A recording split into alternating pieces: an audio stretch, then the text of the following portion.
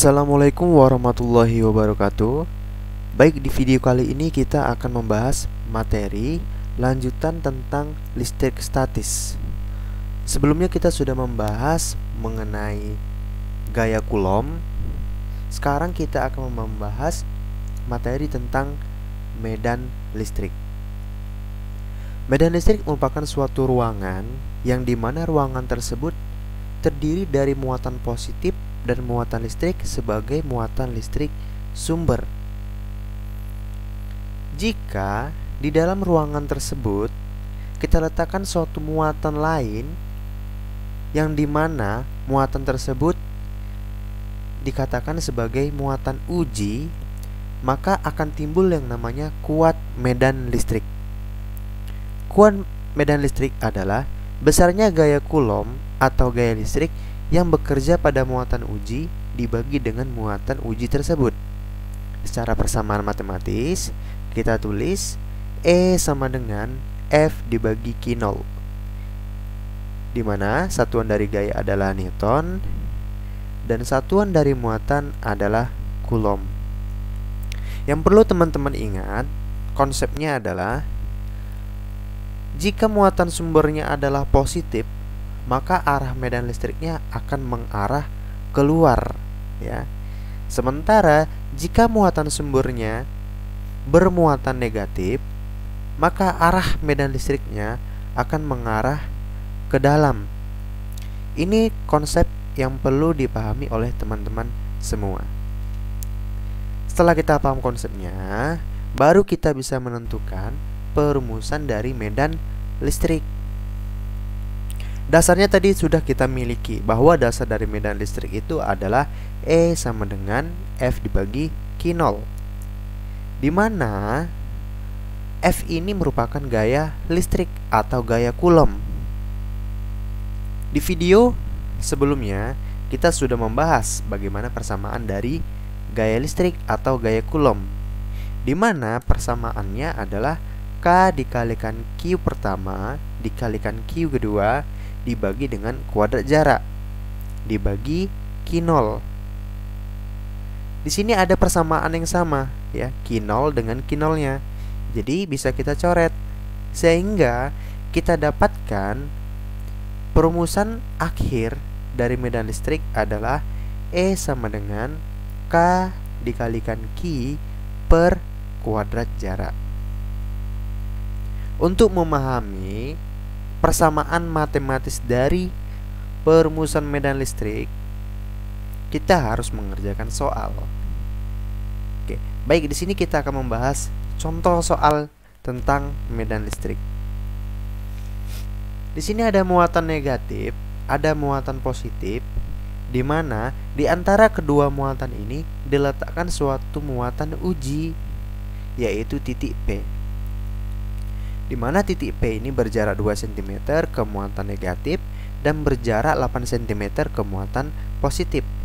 Hitunglah kuat medan listrik di titik P. Pertama, apa yang harus kita lakukan?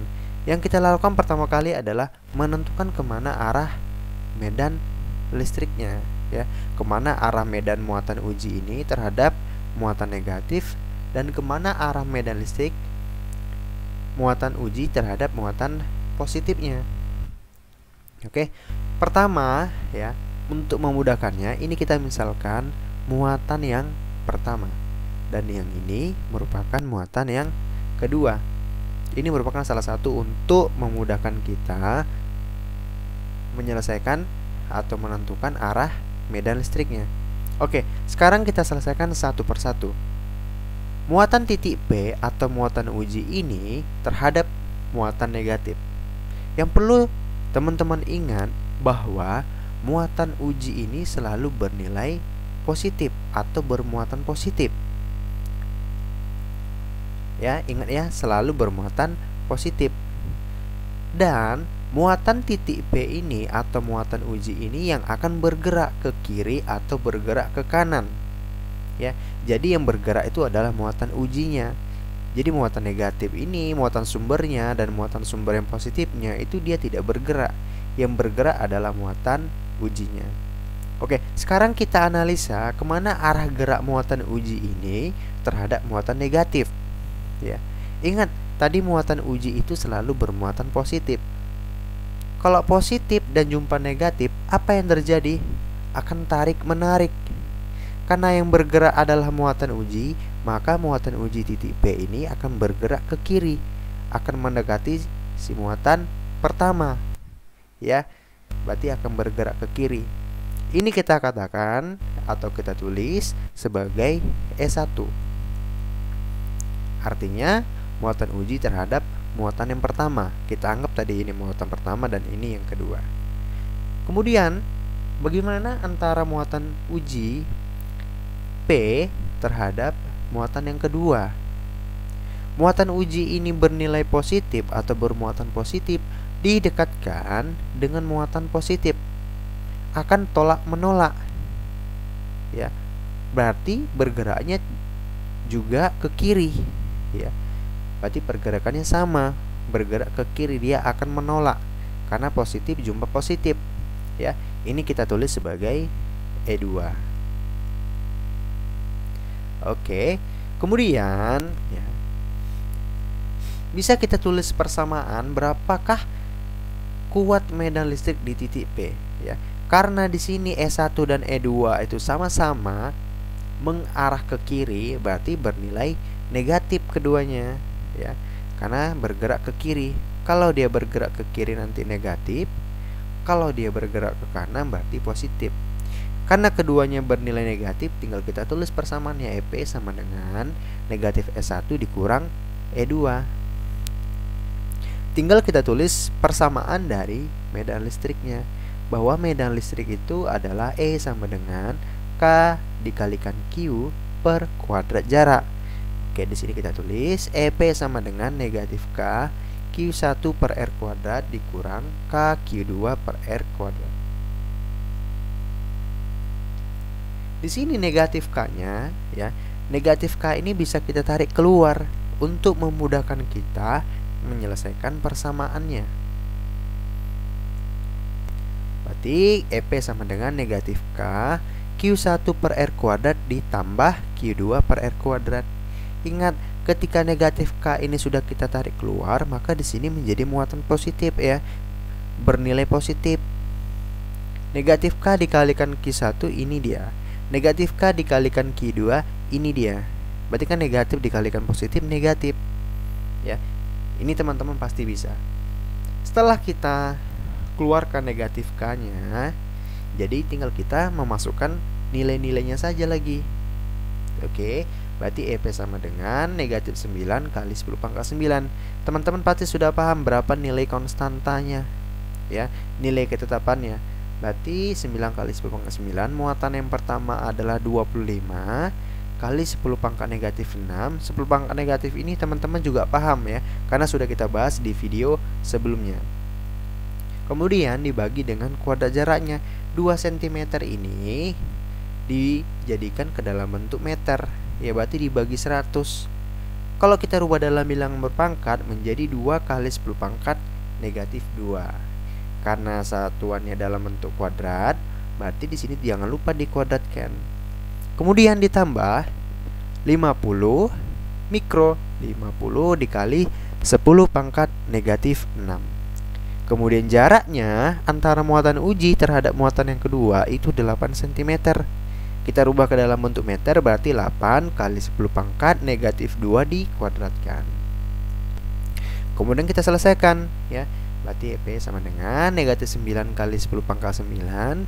Berarti 2 kuadrat itu 4. Berarti ini 10 pangkat negatif 2 dikalikan 2 itu 10 pangkat negatif 4. 8 kuadrat itu 64. Yang ini juga sama, ya. 10 pangkat negatif 2 dikuadratkan itu 10 pangkat negatif 4.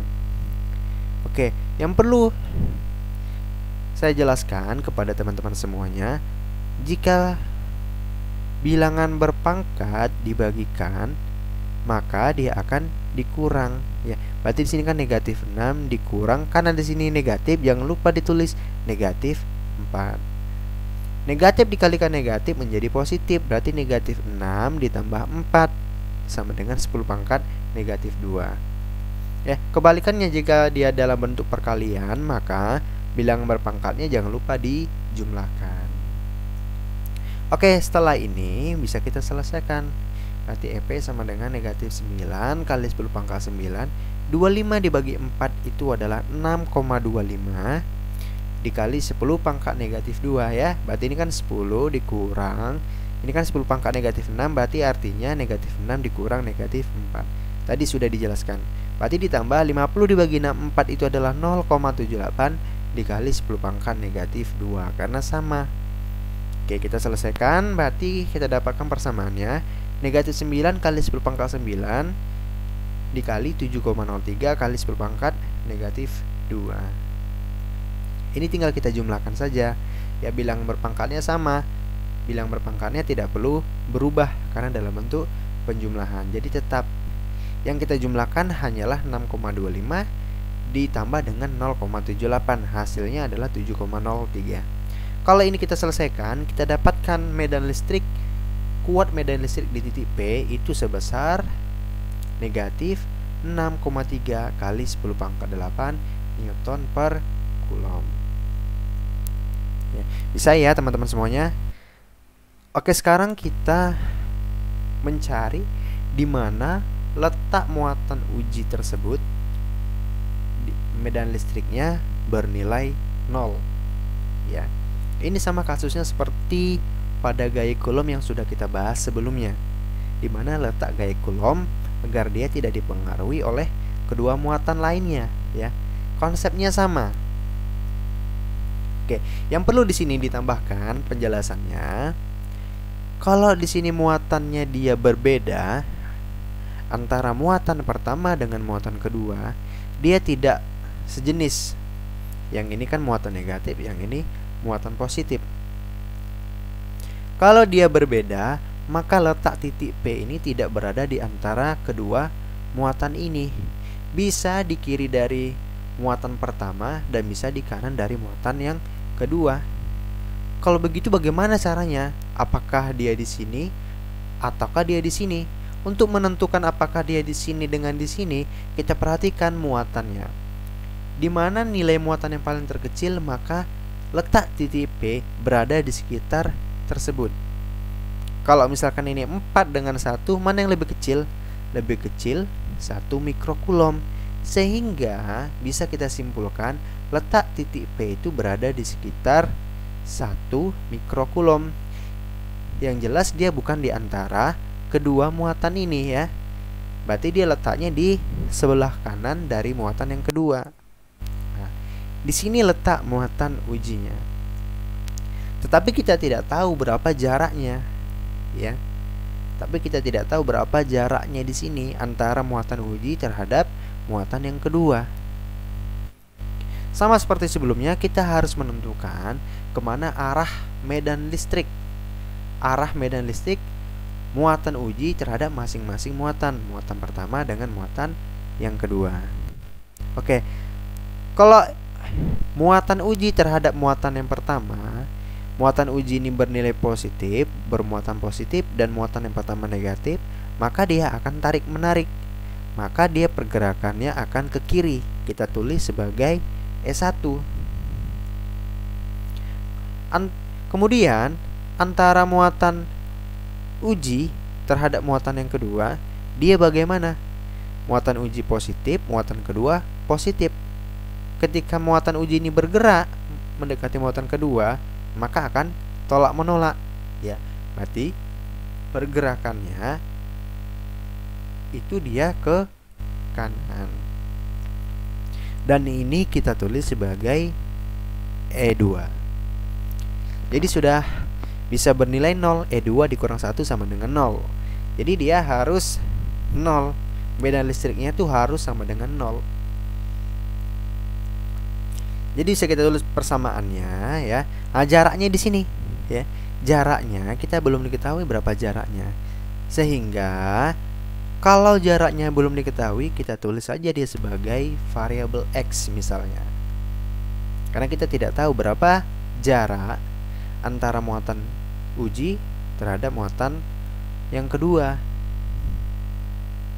Oleh karena itu kita tulis sebagai X saja. Kemudian letak titik P agar kuat medan listrik di titik P sama dengan 0, ya. Konsepnya EP sama dengan 0.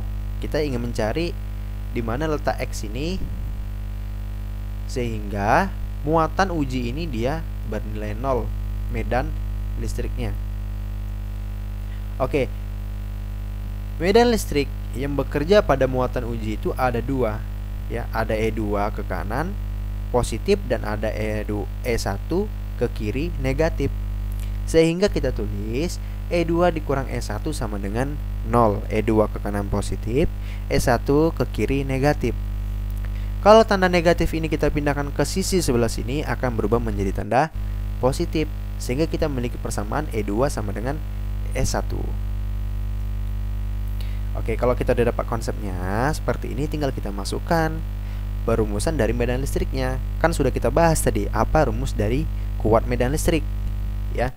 Rumusnya adalah K dikalikan Q2, karena di sini untuk muatan yang kedua, sama dengan K dikalikan Q1 per R kuadrat, ya. Karena di sini ada tanda sama dengan, berarti ada persamaan yang bisa kita coret. Apa itu? Yaitu nilai K-nya. Nilai K-nya kan sama nilai konstantanya, sehingga bisa kita coret. Setelah sampai di sini, kita tinggal memasukkan nilai-nilai dari muatan dan jaraknya, ya. Muatan yang kedua nilainya 1, ya. Muatan yang kedua itu nilainya 1 mikrokulom. Jaraknya ke muatan uji adalah X, karena kita ingin mencari berapa nilai X-nya. Jangan lupa dikuadratkan karena rumusnya dalam bentuk kuadrat. Sama dengan muatan pertama. Muatan pertama 4 mikrokulom, 4 mikro. Kemudian jaraknya, jarak muatan pertama ke titik P, jangan lupa, ya. Muatan pertama dengan muatan kedua itu jaraknya 2 cm. Kemudian ada lagi jarak X-nya ke muatan titik P, sehingga 2 ditambah X dikuadratkan. Jangan lupa, ya, dijumlahkan. Kemudian di sini nilai mikronya itu sama, bisa kita coret, ya. Kemudian bagaimana cara menghilangkan pangkat ini, ya? Untuk menghilangkan pangkat 2 ini, kita akarkan saja persamaan kiri dengan persamaan yang kanan. Berarti 1 per X kuadrat sama dengan akar 4 per 2 ditambah X kuadrat.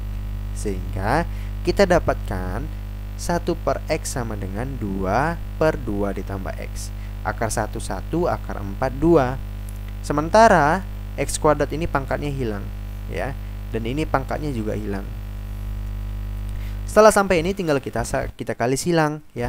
X dikalikan 2, kemudian 1 dikalikan 2 ditambah X. Sehingga kita dapat persamaannya X dikalikan 2 tadi adalah 2X sama dengan 1 dikalikan 2 ditambah X. Berarti tetap sama, ya, karena di sini nilainya adalah 1. Oke, kemudian 2X dikurang X. X ini kita pindahkan ke sini menjadi tanda negatif karena di sini dia muatan bernilai positif, ya. 2X dikurang X adalah X sama dengan 2 cm di kanan Q2, ya. Seharusnya di sini Q2, ya. Tadi ini kita anggap dia sebagai muatan yang kedua. Ini muatan yang pertama. Kalau misalkan X 2 cm di kanan Q1, berarti di antara kedua muatan ini, ya, berarti salah dan konsepnya, ya. Karena kalau dia muatannya dia tidak sejenis, maka letak titik P itu tidak di antara kedua muatan ini. Kecuali dia sejenis. Kalau dia sejenis, maka letak titik P ini berada di antara kedua muatan. Oke, paham, ya, teman-teman semuanya? Oke, sekarang kita masuk ke latihan medan listrik dengan sudut. Oke, di sini kita memiliki suatu soal di mana yang ini muatan pertama, yang ini muatan kedua. Nilai muatannya dia besarnya sama, hanya jenis muatannya saja yang berbeda. Yang ini negatif 50 dan yang ini 50 mikrokulom, ya.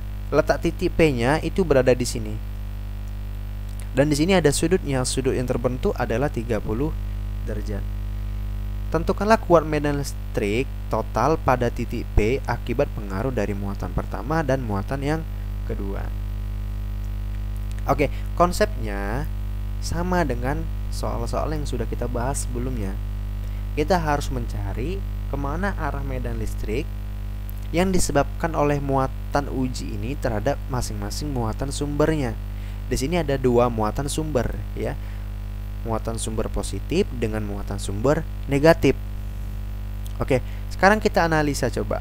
Jika muatan titik P ini didekatkan dengan muatan yang kedua yang bernilai positif, kemana arah medannya? Benar, arah medannya dia akan tolak menolak, berarti dia akan mengarah ke atas. Ketika titik P ini bergerak, ternyata ini muatannya sejenis, maka dia akan tertolak ke atas, ya. Ini kita tulis sebagai E2. Ini seharusnya E2 ini, ya. Oke, ini kita anggaplah sebagai muatan pertama, yang ini muatan yang kedua, ya. Dia akan bergerak ke atas. Kemudian muatan titik P didekatkan ke muatan sumber negatif. Berarti ini dia tidak sejenis, yang ini positif, yang ini negatif.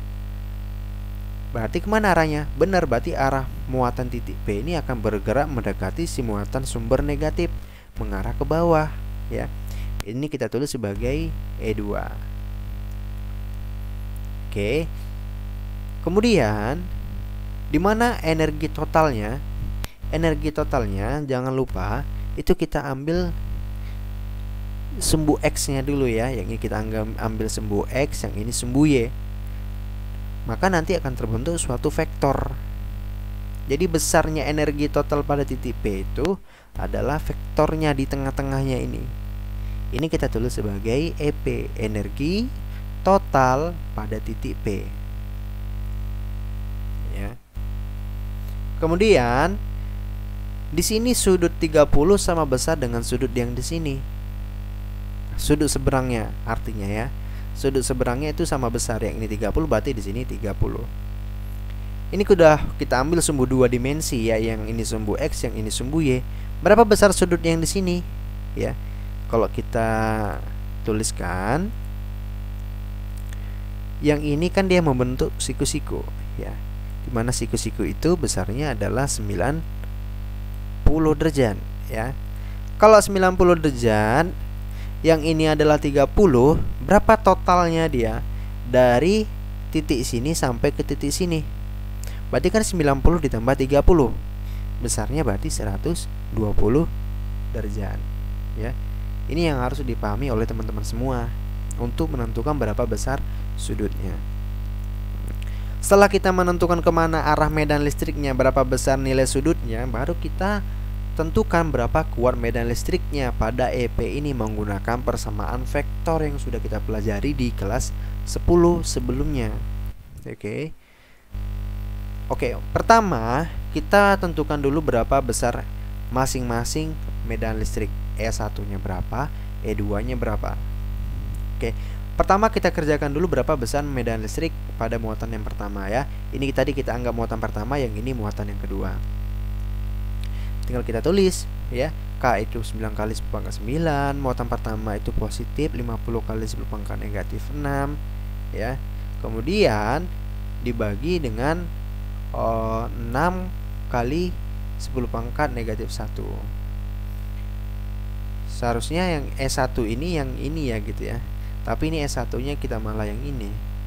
Tapi sebenarnya sama saja konsepnya, ya. Berarti yang E1 ini kita anggap sebagai E2, ya. Berarti besarnya E2 itu sama dengan 9 kali 10 pangkat 9 dikalikan 50 kali 10 pangkat negatif 6 dibagi 6 kali 10 pangkat negatif 1 dipangkatkan 2, itu hasilnya adalah 1,25 kali 10 pangkat 6. Kemudian yang untuk E1-nya, ya, ini tadi kita anggap sebagai E1. Berarti K dikalikan, persamaannya sama, ya. Angkanya juga sama, tetapi jaraknya yang berbeda. Jaraknya adalah 30 cm. 30 cm ini kita rubah ke dalam bentuk meter, ya. Berarti 3 kali 10 pangkat negatif 1 dikuadratkan dibagi 100. 30 dibagi 100 itu 0,3. 0,3 kita buat dalam bilangan berpangkat, itu artinya 3 kali 10 pangkat negatif 1. Jadi kita dapatkan nilai medan listrik pada muatan yang positif itu 5 kali 10 pangkat 6. Setelah kita dapatkan berapa besar masing-masing medan listrik E1 dengan E2 nya, baru kita masukkan ke persamaan vektor di kelas 10 sebelumnya, yaitu EP sama dengan E1 kuadrat ditambah E2 kuadrat ditambah 2 dikalikan E1 dikalikan E2 dikalikan cos 120. Kenapa cos 120? Karena penjumlahan nilai sudutnya ya dari titik ini sampai ke titik ini itu adalah 120. 90 ditambah 30. Makanya di sini kita tulis 120. Oke, ini kan tinggal persamaan matematisnya saja. Nilai S1 dengan E2 nya sudah kita dapatkan tadi. Jadi tinggal kita masukkan angkanya saja ya. Berarti EP sama dengan 1,25 kali 10 pangkat 6 dikuadratkan ditambah 5 kali 10 pangkatnya 10 pangkat 6 dikuadratkan ditambah 2 dikalikan S1 E2. Berarti 2 dikalikan 1,25 dikalikan 10 pangkat 6 dikali 5 kali 10 pangkat 6, dimana cos 120 itu adalah negatif setengah ya. Makanya di sini dikalikan negatif 1/2, sehingga kita dapatkan nilai medan listrik titik P nya itu sebesar 4,5 kali 10 pangkat 6 Newton per Coulomb. Jadi gitu caranya ya teman-teman. Konsep alurnya bagaimana itu harus benar-benar dipahami oleh teman-teman semua. Oke, cukup sekian video kali ini. Semoga dapat dimengerti oleh teman-teman semuanya. Jika ada kesalahan saya mohon maaf, karena manusia itu tempatnya bersalah. Saya tutup. Assalamualaikum warahmatullahi wabarakatuh.